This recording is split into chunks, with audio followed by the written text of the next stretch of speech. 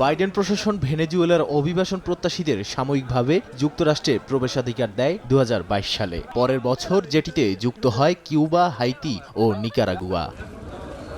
এবার ট্রাম্প প্রশাসনের আদেশে একসঙ্গে অবৈধ হলেন ৫,৩০,০০০ অভিবাসী। স্থানীয় সময় শুক্রবার কিউবা, হাইতি, নিকারাগুয়া ও ভেনেজুয়েলার অভিবাসীদের সাময়িক অবস্থানের অনুমতি বাতিল করে মার্কিন প্রশাসন। আগামী ২৪ এপ্রিল থেকে এই নীতি কার্যকর হবে বলে জানায় স্বরাষ্ট্র মন্ত্রণালয়। নতুন নির্দেশ অনুযায়ী এই সংখ্যক অভিবাসীদের প্যারোল শেষ হওয়ার আগেই যুক্তরাষ্ট্র ছাড়তে হবে।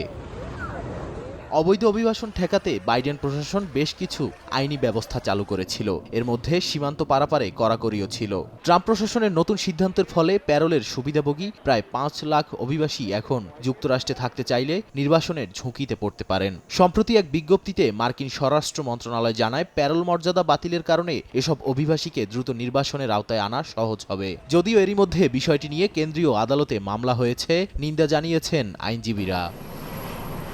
এর আগে ৬ মার্চ ট্রাম্প বলেন, রাশিয়ার সঙ্গে যুদ্ধের কারণে যুক্তরাষ্ট্রে আশ্রয় নেওয়া প্রায় ২,৪০,০০০ ইউক্রেনীয়র প্যারোল মর্যাদা বাতিল করা হবে কিনা সে বিষয়ে দ্রুত সিদ্ধান্ত নেওয়া হবে। রয়টার্সের এক প্রতিবেদনে বলা হয়, ট্রাম্প প্রশাসন এপ্রিলের মধ্যেই এই মর্যাদা প্রত্যাহার করার পরিকল্পনা করছে। নাদিম মারজান, সময় সংবাদ।